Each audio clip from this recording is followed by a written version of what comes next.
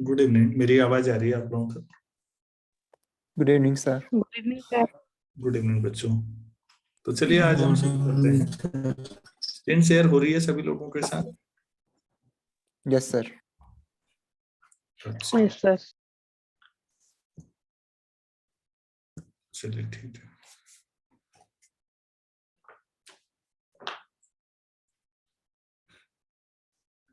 इसमें पेन वाला ऑप्शन रहा होगा।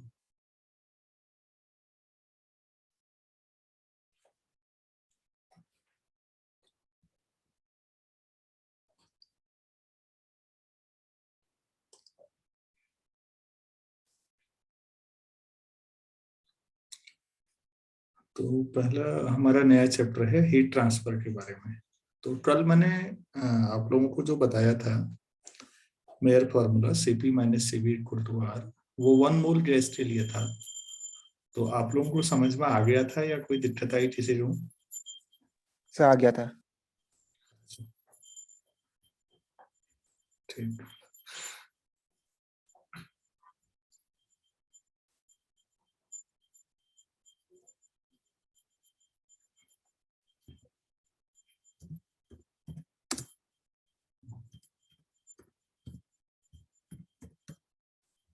तो हम लोग आज बात करते हैं हीट ट्रांसफर पे। तो हीट मतलब थर्मल एनर्जी। तो थर्मल एनर्जी कितने तरीके से बच्चों ट्रांसफर होती है आप लोगों को मालूम है?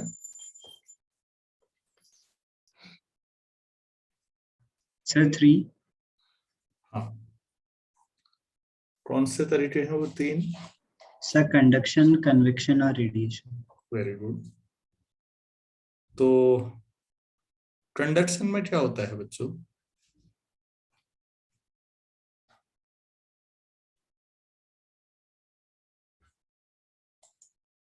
आप लोग बता सकते हैं? सर दो बॉडीज कांटेक्ट में होकर हीट ट्रांसफर करती हैं।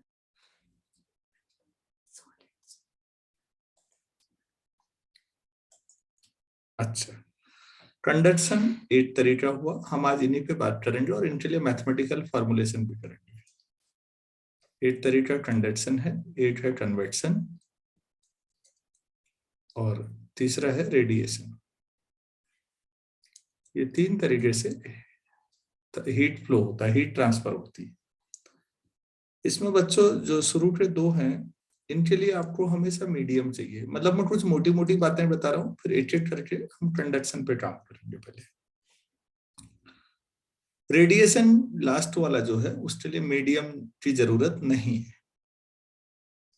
नॉर्मली आप लोग ऐसा समझिए, कोई एक मेरे पास कोई आयरन रॉड है और सपोज मैंने यहाँ पर इसको चूल्हे में या गैस के बर्नर के ऊपर ऐसे लगा दिया, तो जाहिर सी बात है ये हिस्सा बहुत गर्म हो जाएगा और थोड़ी देर के बाद आप बेयर हैंड से अपने हाथों से इसको टच नहीं कर पाएंगे, इतना गर्म होगा।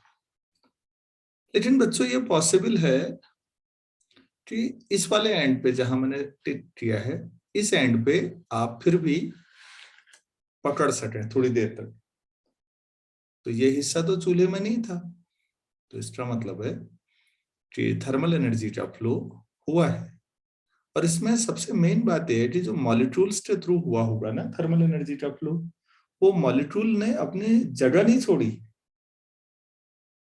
वो जहां पर थे लगभग वहीं पर रहेंगे, अपनी पोजीशन पे वाइब्रेशन कर सकते हैं, लेकिन वो मॉलिक्यूल अपनी जगह नहीं छोड़ते।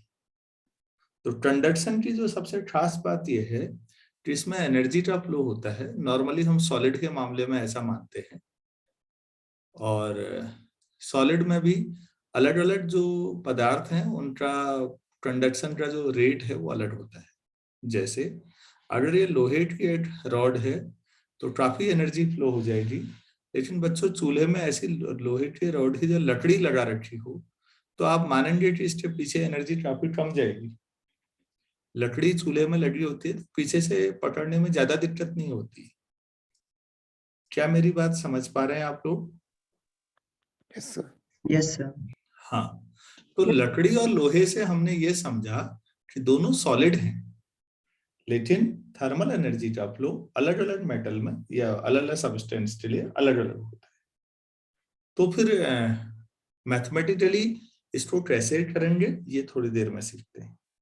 पहले तीनों में एक मोटे मोटे तौर पर अंतर समझ लें। दूसरी बात आती है बच्चों कन्वेक्शन। कन्वेक्शन नॉर्मली लिक्विड्स में ज्यादा हम बात करेंगे, लेकिन गैसियस सिस्टम में भी होता है। कन्वेक्शन करंट दोनों में फ्लो होती है। मैं थोड़ा इनके बारे में आपको समझाना चाहूंगा। हमारे जो रेफ्रिजरेटर होते हैं बच्चों, फ्रिज जिसको हम लोग कॉमन लैंग्वेज में फ्रिज बोलते हैं, उसमें एक फ्रीजर होता है। फ्रीजर सबसे ऊपर ही क्यों होता है? सबसे नीचे या बीच में कहीं क्यों नहीं होता? सर क्योंकि ठंडी हवा हेवियर होती है और वो नीचे आती है। अच्छा, जब हवा ठंडी हो जाती है बच्चों, आप एक बात समझिए, और जब गर्म होती है तो हम लोग नॉर्मली बोलते हैं कि हवा ठंडी होने पे भारी हो जाती है और गर्म होने पे हल्की होती है तो ऊपर उठ जाती है। इस बात को थोड़ा सा समझिएगा। कोई भी गैस अगर आपने पढ़ी होगी तो गैस का जो एटॉमिक वेट है या मॉलिक्यूलर मास है वो जितना है उतना ही रहता है। ये तो मानेंगे आप लोग। Yes oxygen sir. है, नाइट्रोजन है, हाइड्रोजन है, कोई भी गैस आप लेंगे, हर सबस्टेंस गैस में भी बन सकता है, तो उसका एक वेट होता है कि साहब इसका वेट इतना है। और बच्चों को टेम्परेचर बढ़ाने या घटाने से वेट का कोई रिलेशन नहीं है, वो उतना ही रहता है। तो फिर अगर वेट हर मॉलिक्यूल के लेवल पे ना बढ़ रहा है ना घट रहा है, तो फिर हम कैसे कहते होंगे कि ठंडी गैसें भारी होती हैं और गर्म करने पे हल्की होती हैं? ऐसा कहने का क्या लॉजिक होता होगा? सर गैस डेंस हो जाती है ठंडी करने वेरी पे। गुड। अब दूसरा लॉजिक, सभी लोगों को ये लॉजिक समझ में आ रहा है यस सर। कि गैस मॉलिक्यूल का जो वेट है वो ना बढ़ता है ना घटता है टेम्परेचर बढ़ाने घटाने से। तो एक अगर एटम के लिए मॉलिक्यूल के लिए आप बात करते हैं तो फिर वो हल्का भारी का कोई मतलब नहीं है। लेकिन अगर गैसियस मॉलिक्यूल पर्याप्त मात्रा में है, बहुत ज्यादा है, तो होता क्या है कि जब टेम्परेचर कम होता है तो वो काफी क्लोज आ जाते हैं, और जब गर्म करते हैं तो वो दूर दूर आ जाते हैं।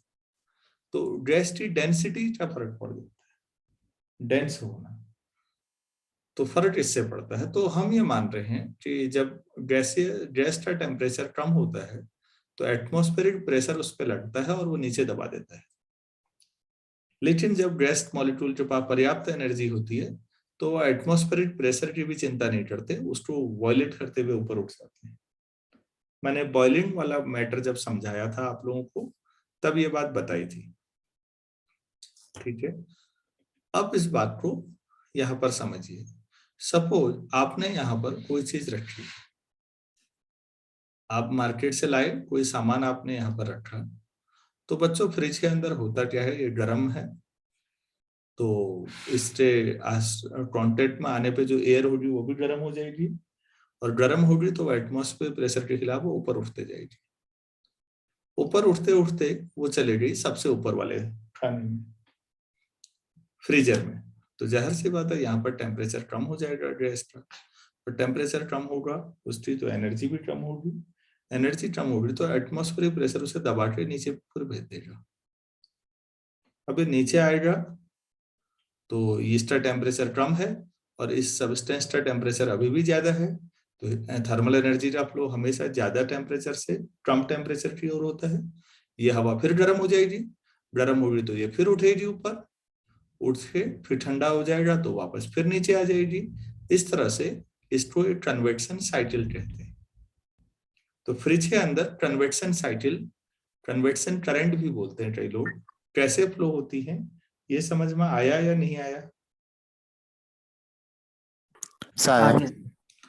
अच्छा, इसको थोड़ा सा ऐसे समझिए। मान लेते हैं हमने एक कंपनी ने ऐसा फ्रिज बनाया जिसमें फ्रीजर सबसे नीचे है। अब मैंने गर्म दूध का गिलास यहाँ पर रख दिया, एक ऊपर वाले खाने में रखा, तो इसके आसपास जो हवा होगी वो गर्म होगी, वो ऊपर उठने की कोशिश करेगी। अब ऊपर तो बंद है फ्रिज, तो यहीं पर रहेगी, अब ये नीचे नहीं जाएगी ना अपने आप। और यस जो सर। फ्रीजर के संपर्क में जो हवा है वो ठंडी है तो वो नीचे ही रहेगी, वो ऊपर कैसे उठ सकती है? तो क्या ऐसी स्थिति में कन्वेक्शन करंट फ्लो होगी इसके अंदर? No sir. तो कन्वेक्शन करंट फ्लो होने के लिए फ्रीजर कहाँ होना चाहिए? सर टॉप पे। टॉप पर होना चाहिए। अब बाकी इंप्रूवमेंट जो भी चल रहे हैं फ्रिज में, तो आप समझ रहे होंगे कि कन्वेक्शन करंट फ्लो होने के लिए तो इस तरह से। लेकिन यहाँ पर बच्चों एक चीज देखिएगा, एक चीज हो रही है, जिसके पास एनर्जी है वो उस एनर्जी को लेकर खुद जा रहा है दूसरी जगह पर। जो गर्म हवा हो जाती है, हम कह रहे हैं मॉलिक्यूल, वो ऊपर उठ रहे हैं। कंडेंसेशन में और कन्वेक्शन में अंतर समझ में आया कि नहीं आया? Yes sir. Yes sir. बाकी बच्चों को भी समझ में आ गया है? Yes sir. अच्छा बच्चों, हम लोग गांव में क्या करते हैं, देखिएगा, ये पानी गर्म करने का बर्तन है और हमने गांव में गैस में किया या चूल्हे में किया ऐसे। तो जाहिर सी बात है, जब आप एनर्जी देंगे तो सबसे पहले सबसे नीचे वाली पानी की लेयर गर्म होगी। वो गर्म होगी का मतलब उन मॉलिक्यूल के पास एनर्जी होगी तो ऊपर उठेंगे वो। और अगर वो ऊपर उठ गए तो उस जगह को भरने के लिए कोई ऊपर, उससे ऊपर वाली लेयर ठीक नीचे आ जाएगी। इस तरह से लेयर जो है नीचे वाली सबसे ऊपर जा रही है तो ऊपर वाली लेयर नीचे को आने लग जाएगी।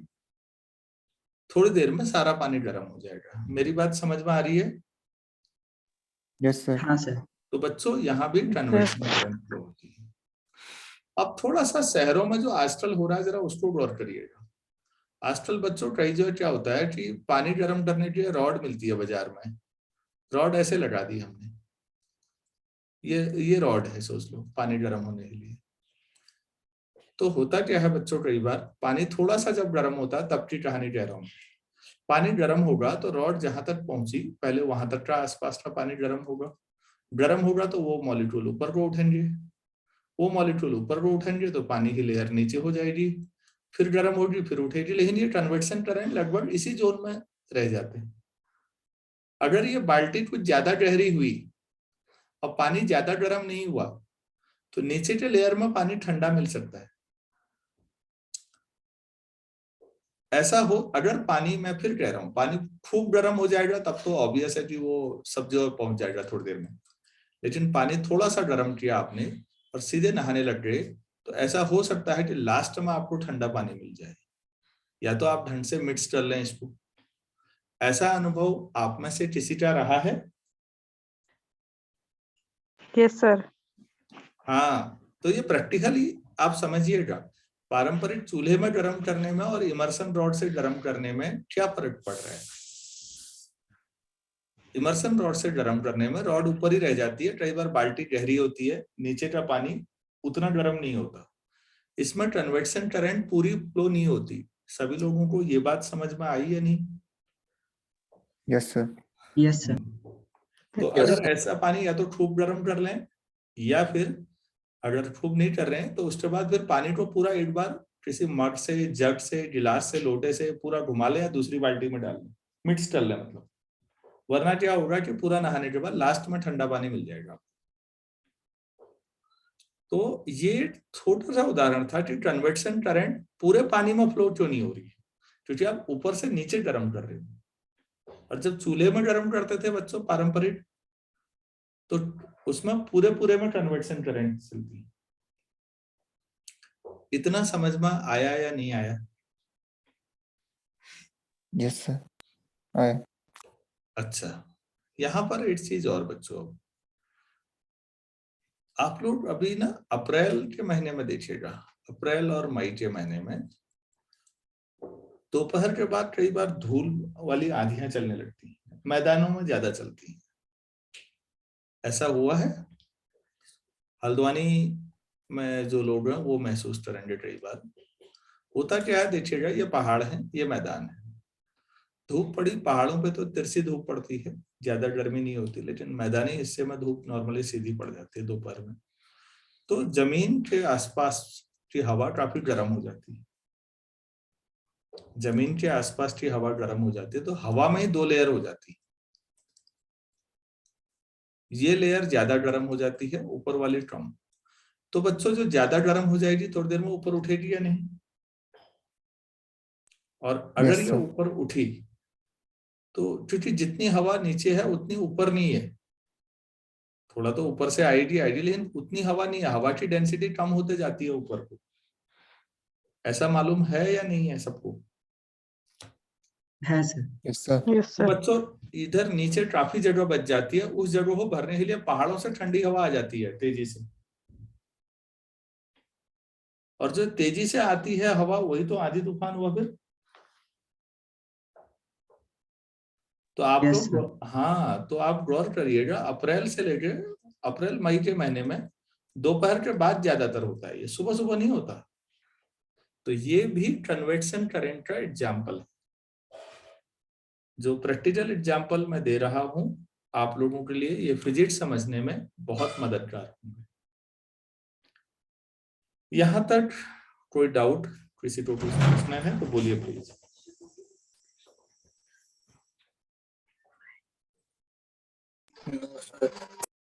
सब लोगों को क्लियर हो गया है? Yes, sir. अच्छा, Yes, अब sir. हाँ जी, कन्वेक्शन कंडक्शन हो गया, कन्वेक्शन हो गया। कन्वेक्शन पे मैंने थोड़ा ज्यादा समय लगाया, और कन्वेक्शन में मैंने गैसियस मैं सिस्टम में भी बताया, कन्वेक्शन लिक्विड में भी बताया। क्या ये क्लियर हो गया सबको?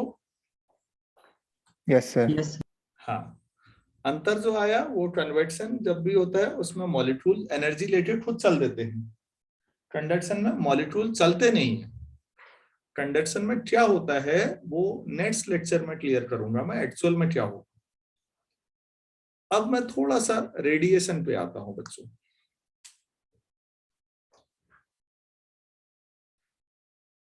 रेडिएशन में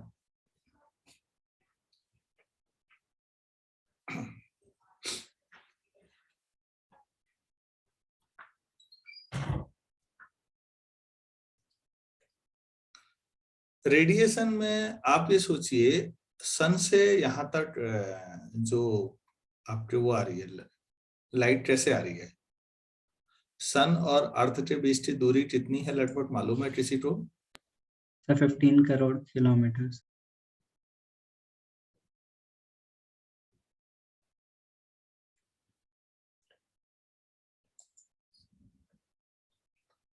अच्छा, 15 करोड़ किलोमीटर। और अच्छे खासे बीच में आप ये मानेंगे कि बीच में बहुत लंबे उसमें एटमॉस्फेयर है ही नहीं, उसके बावजूद भी एनर्जी का फ्लो वहां से यहां तक होता है, ठीक है ना? Yes, sir. हाँ, तो रेडिएशन एक अलग प्रोसेस हो गई। रेडिएशन की थ्योरी के लिए फिर हम फोटोन पे बात करेंगे। अभी केवल इतना समझना है कि एनर्जी फ्लो का ये तरीका भी है। बच्चों यहाँ पर ध्यान रखिएगा, अब मैं दोबारा सबसे पहले वाले को डिटेल में समझाऊंगा। कंडक्शन की मैंने बात की, और मैंने कहा कि मान लेते हैं ये वाला हिस्सा T1 टेम्परेचर पर है, ये वाला T2 पर है, और मान लेते हैं T1 ज्यादा है T2 से, तो जाहिर सी बात है हायर एनर्जी से लोअर एनर्जी की ओर एनर्जी फ्लो होगा। लेकिन इस दौरान ऐसा भी हो सकता है कि एनर्जी चारों तरफ निकल जाए थोड़ा रेडिएशन के थ्रू, होगा या नहीं होगा? Yes, sir. Yes, sir. तो बच्चों हम क्या करेंगे, जो पहला डेरिवेशन अब हम करने जा रहे हैं उसमें इस रॉड के चारों ओर एक इंसुलेटर लगा देंगे। ऐसा समझ लो जो वो ट्यूब नहीं होती, रबर ट्यूब, कोई ऐसा लगा दें और ट्यूब में अंदर से लोहे की रॉड डाल दें। तो अब एनर्जी का फ्लो केवल यहां से शुरू होगा और यहीं तक तो जाएगा ना, अब बाहर को नहीं निकल पाएगा। मेरी बात समझ में आ पा रही है या नहीं? Yes, sir. Yes, sir. तो एनर्जी का जो फ्लो है वो केवल एक तरफ से क्रॉस सेक्शन से दूसरे क्रॉस सेक्शन की ओर होना चाहिए, बाकी बर्बाद नहीं होना चाहिए, ताकि हम ज्यादा एक्यूरेट कैलकुलेशन कर सके। तो चलो अब हम हेडिंग डालते हैं सबसे पहले कंडक्शन पे। कंडक्शन क्या होता है ये करते हैं।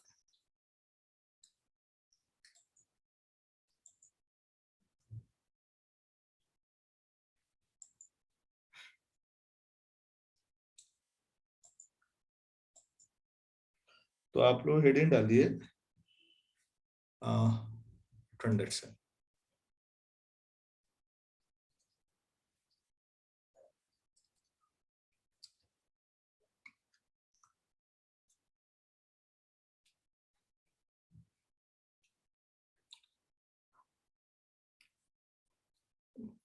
देखिए,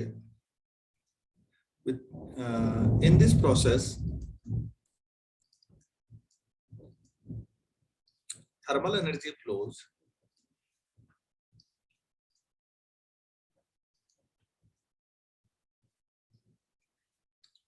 through solid material या through solids लिख दीजिएगा, full stop.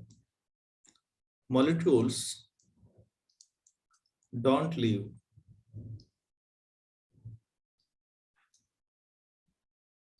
their mean position.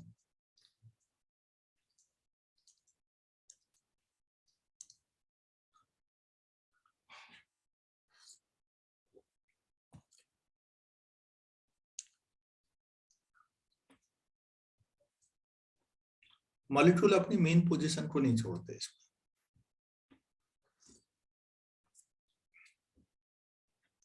Sir thermal energy क्या होती है? हाँ जी, थर्मल एनर्जी थर्मल एनर्जी क्या होती है?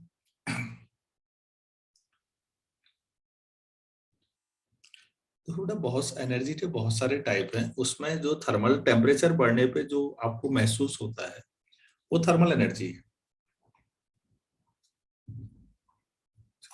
Okay sir. आपको जो थर्मल एनर्जी मिल रही है चूल्हे में लकड़ी जलाने से जो मिलती है, गैस का बर्नर जलाने से जो मिलती है, हीटर से जो मिलती है, धूप से जो मिलती है, वो थर्मल एनर्जी है, जो कि हायर टेम्परेचर से लोअर टेम्परेचर की ओर फ्लो होती है। ठीक है,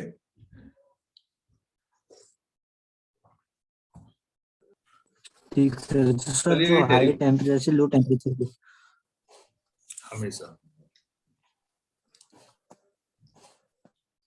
तो हम लोग ये एक रॉड ले लेते हैं, इसका जितना एरिया इधर होगा, और ये जो दीवारें हैं ये दोनों ये इंसुलेटिंग कर देते हैं।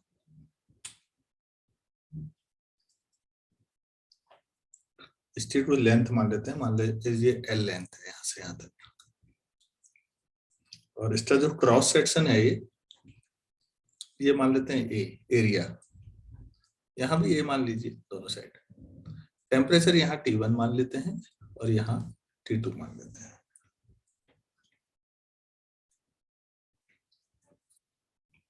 लिखिए, let us consider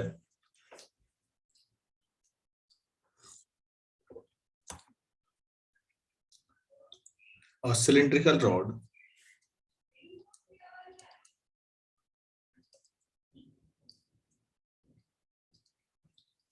uniform cross section.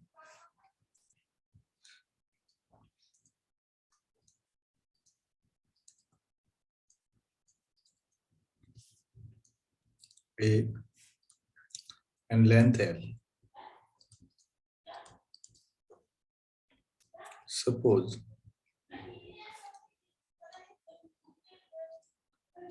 the rod is covered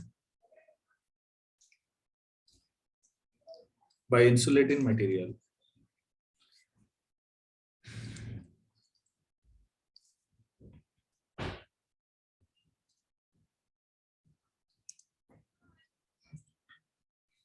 and both ends have temperatures T1 and T2.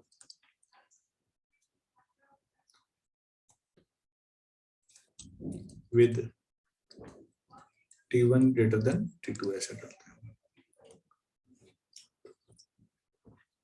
So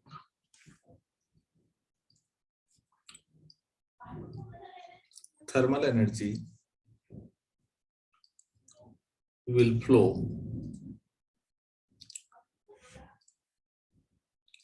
from T1 to T2 हमेशा ज्यादा एनर्जी से कम एनर्जी की ओर फ्लो होगा।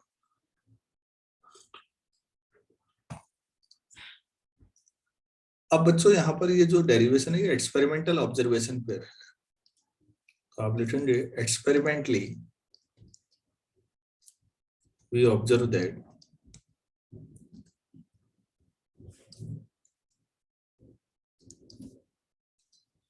तो थर्मल एनर्जी को हम Q से दिखाते हैं and this Q is proportional to A। A जितना ज्यादा होगा cross section area, energy flow भी उतना ज्यादा होगा। तो अब आप लोग मुझे ये बताइए ऐसी सिचुएशन में कि ज्यादा मोटी रॉड लेने पे फायदा है या पतली, एनर्जी फ्लो ज्यादा करवाना है? सर ज्यादा मोटी। हाँ ठीक हो गया। दूसरा Q proportional to T1 minus T2, जितना T1 और T2 के बीच का टेम्परेचर का अंतर होगा बच्चों, एनर्जी का फ्लो उतना ज्यादा होगा।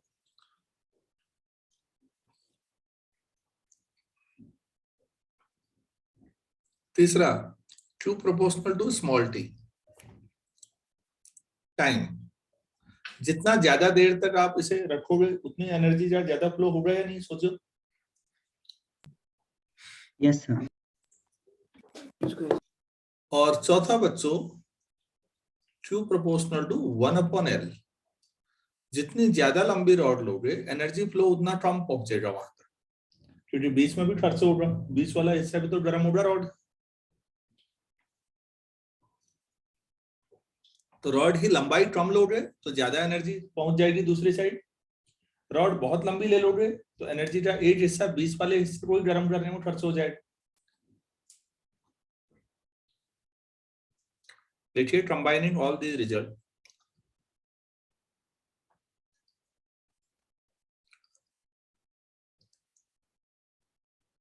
we get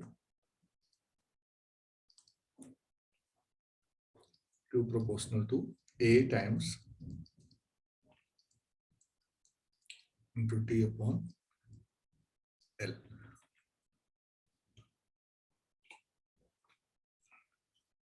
प्रोपोर्शनल के साइन हटाएंगे बच्चों, Q equal to K times A T1 minus T2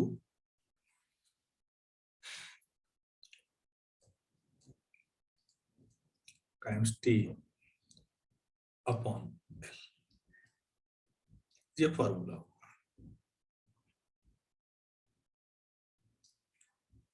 बच्चों ये जो K है इंडियन किताबों में ये K लिखा होता है, बेसिकली इसको कप्पा कहते हैं, ये लैटिन वर्ड है, कप्पा बोला जाता है इसको।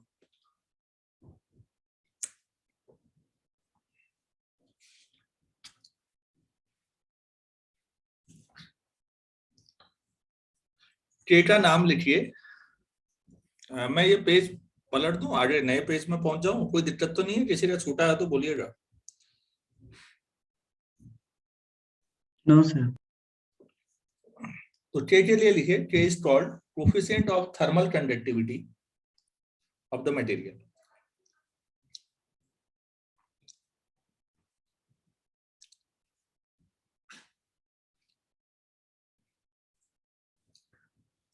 Coefficient of thermal conductivity of the material,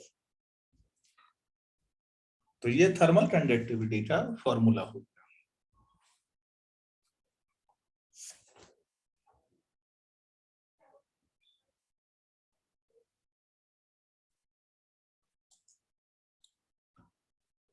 तो यहां तक कोई डाउट नहीं है ना? No sir. ठीक है, मैं एक्चुअली जूम पे ले रहा हूँ, इसमें 40 मिनट का ही होता है, तो मैं मीटिंग एंड कर रहा हूँ, उसके बाद दोबारा जुड़ेंगे, बीच में नहीं तो डिस्टर्ब कर देगा वो। Okay sir.